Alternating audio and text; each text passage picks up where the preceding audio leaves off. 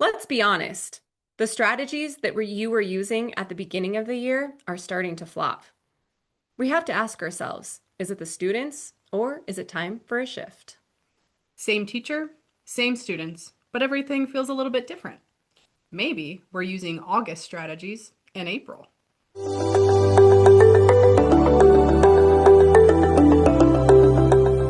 Welcome to Integrated EDU, where innovation meets education. Here we explore fresh strategies, Creative learning pathways. and powerful tools to boost student engagement and growth, Let's elevate education.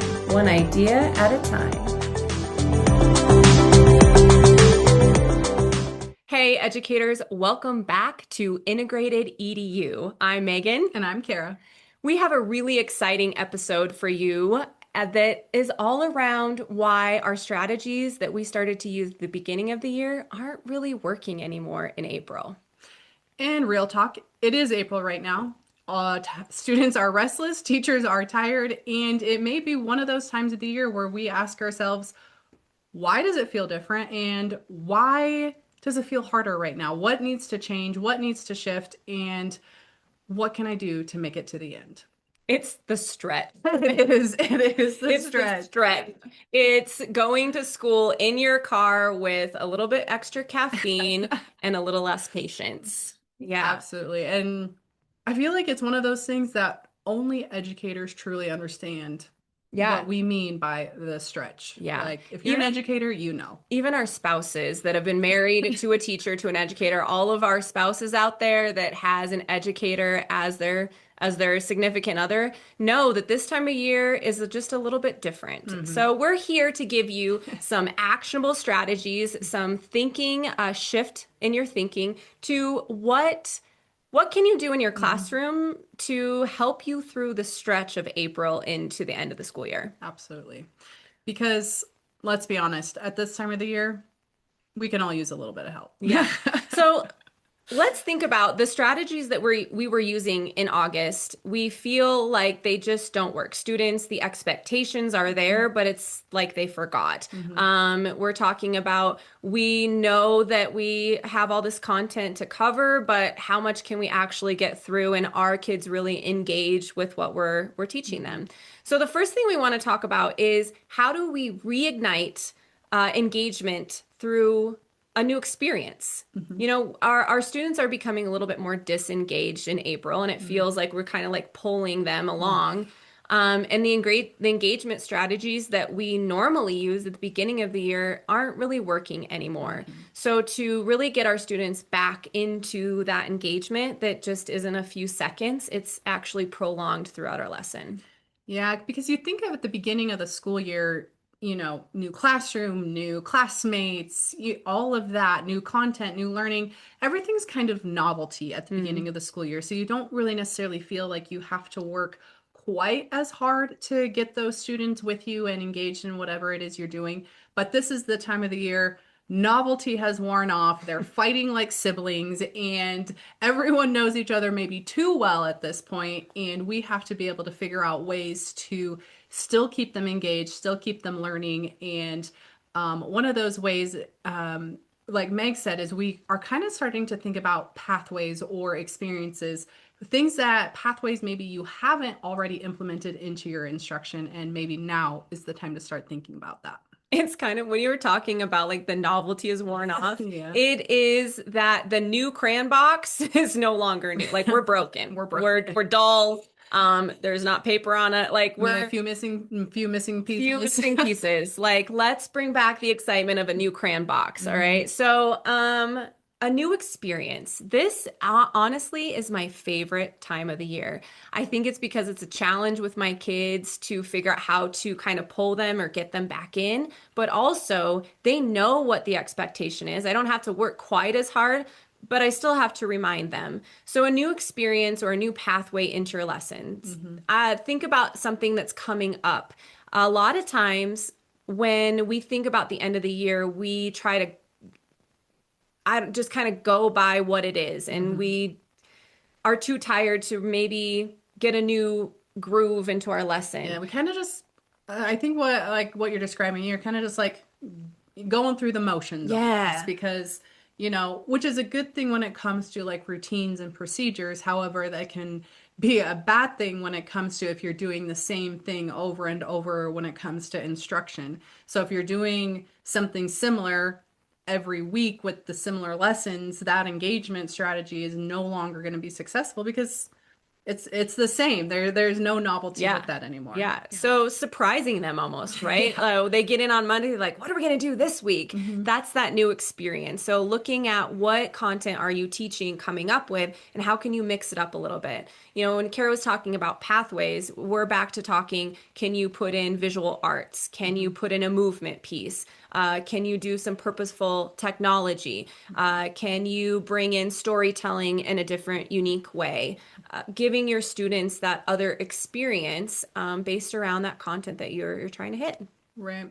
And I think at this point of the year, you know your students really well. It's not like I said earlier, sometimes we almost know each other too well at this point, but it can work to your advantage in knowing the pathways that some of your students might gravitate towards, or some pathways that you think they would really enjoy or be really good at. They just haven't had a lot of time to dig into those pathways. So now is the time to look at that instruction and to be like, how Mhm. could I redesign this lesson just a little bit to bring in a new experience or a new pathway, just to kind of reignite some of that fun and the engagement while still doing the lessons and doing the content. And I think too, when you start to bring in some fun and new, different thinking for your students, you in turn, as the educator teaching that content, feels a little bit more joy, right? It doesn't become that like Hmm. same thing every day feeling that you get excited because you're going to try something new. Yeah. And you know what? Maybe it flops. Big deal. Oh Just well. plan B and let's go. We're teachers. Yeah.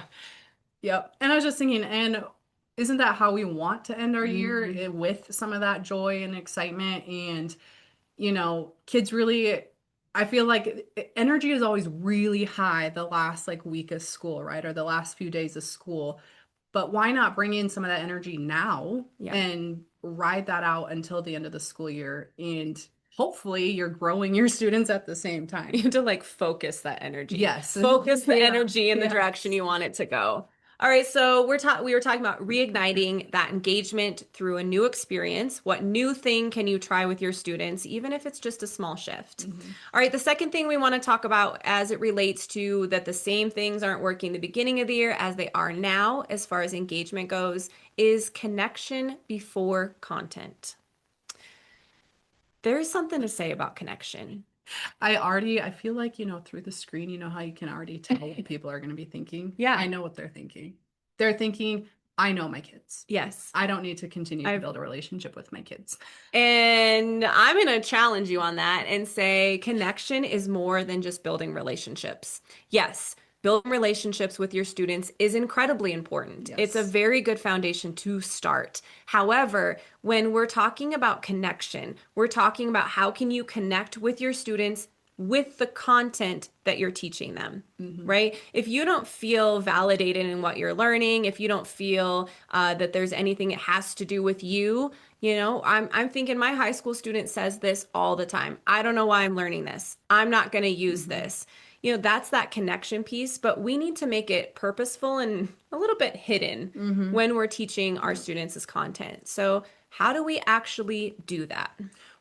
And it's one of those things, this is the perfect time of the year to really think about that connection before content, because you do have relationships with your students. And so you are able to take what content it is and find that way of, well, how could I word this enough for them to be like, oh, that does relate to me? How could I take this science lesson and talk to them about, well, how does it relate, to my soccer game or my basketball game or whatever it might be?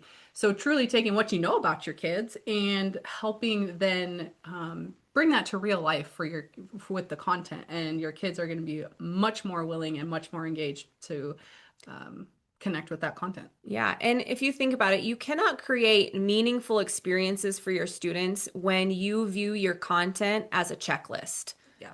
So, thinking about what you're teaching your students, you also, as the educator, need to feel connected to what you're teaching, right? You Hmm. need to have some ownership in that and bringing in your own excitement and your own joy, being a little bit more creative right, with your content to Mm-hmm. make that connection with your students. Mm-hmm. So whether that is bringing in a personal story, right, that storytelling piece, whether that's creating something with them as you're learning the content, maybe it's just you doing a little bit more research on what you're teaching and taking that lesson a little bit extra, right, a Mm-hmm. little step further into what you're teaching and give them that connection piece with your students. So truly, when you're thinking connection before content, it's not always necessarily the students that we're talking about connection before content. Sometimes it's us as an educator. We have to connect and with ourselves to the content, ourselves to the students, so that way we can figure out how to connect all of those pieces together and make a beautifully designed experience for our kids. Yeah. And if you're not feeling connected to your content, I'm already as a teacher very disengaged. Oh, absolutely. You're just up there, like a Going through the robot. motions, going through the motions. Absolutely. Yeah, so, be a little bit more humanized when it comes to what you're teaching.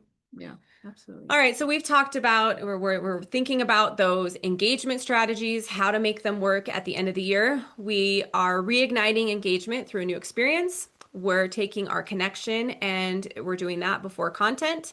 And the third one we want to talk about is shift away from coverage.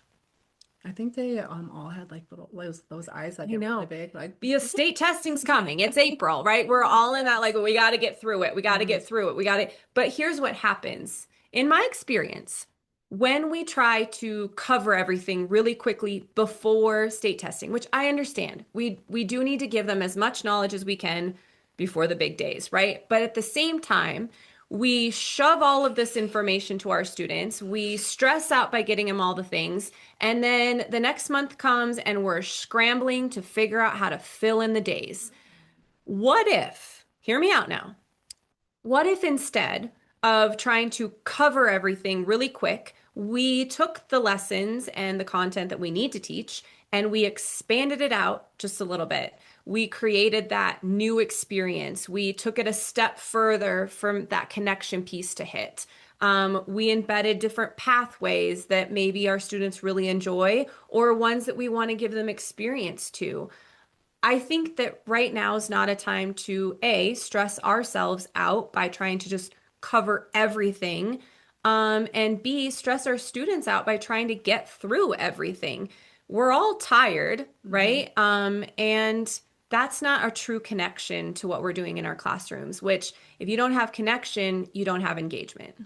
And truly reflecting on that too, how purposeful and how successful is it to I think of like the jamming or like the study slams or whatever Yeah. before a giant test. Like how successful truly is that for our students, especially the ones who you feel, need that. Like they're not going to retain that. They're not going to hold on to it Hmm. because it was so fast. They didn't connect to it. They didn't engage with it. And therefore it's gone. Yeah. And so, truly, in slowing down and making sure that we give our kids a chance to connect with the content, we're giving them a higher chance of success when it does come to these big tests. Yeah.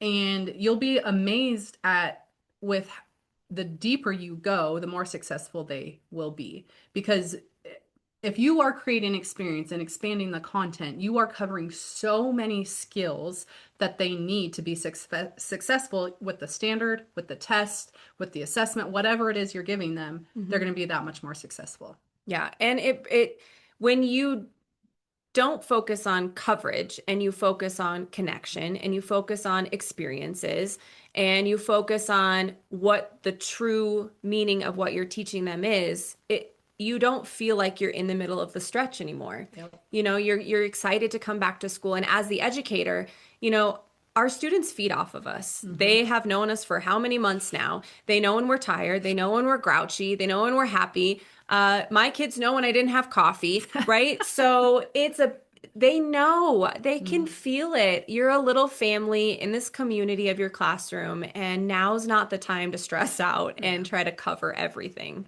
Yep.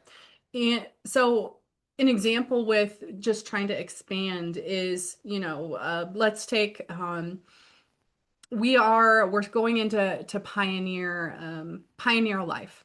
So instead of simply checking the boxes of did we talk about what it's like in schools, homes, daily life. If we're just checking the boxes and we move on, I can move on in about a week. Mm. However, we're choosing differently. We're designing our instruction a little bit different, and we're shifting away from just simply the coverage, and we're going to dive a little bit deeper, and kids are going to get to experience making their own butter. They're going to get to experience going to school in a pioneer school, because that's how they're going to be able to connect, and that's how it's going to bring to life the things that we're wanting them to learn. Yeah.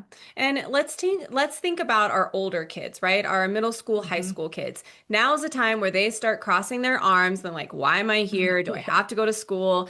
And I think that's where we push back as teachers and we think, all right, let's draw this Mm-hmm. out. Let's create this presentation. Let's have a speech on the reasons why you think this, a persuasive essay, but you're going to give a presentation.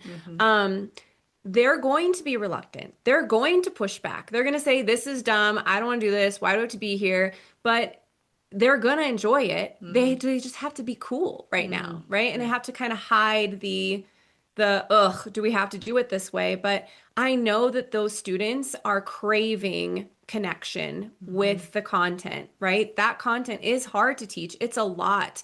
And for them to just sit and do worksheets or write something and not connect with it in other ways, especially this time of the year, makes it hard for both the Mm-hmm. teacher and the student. Mm-hmm. And that just gave me another thought as well. When you are providing those connections, those experiences, and you're shifting away from coverage, you're also truly giving students a way to access the content in a different way. And it might be letting them access in a way that finally makes sense to them. Mm, And how powerful would that be to end the semester or your class on that high note of, wow, they got it. yeah. It just took thinking about it just a little bit differently. And she's right.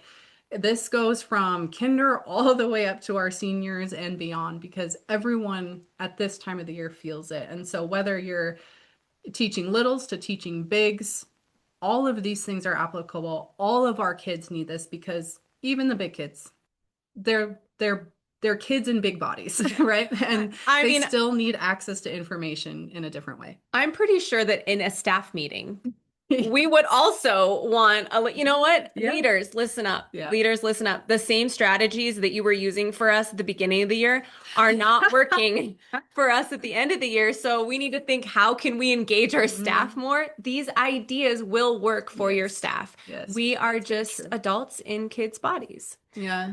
Yeah. It's very true, because I mean, It could have been we an we infant. also like to learn through different pathways and experiences, and so it'll go for your teams as well. If you're a IF, instructional coach, Yeah. or a principal that's needing some new ideas, Here there we you go. go.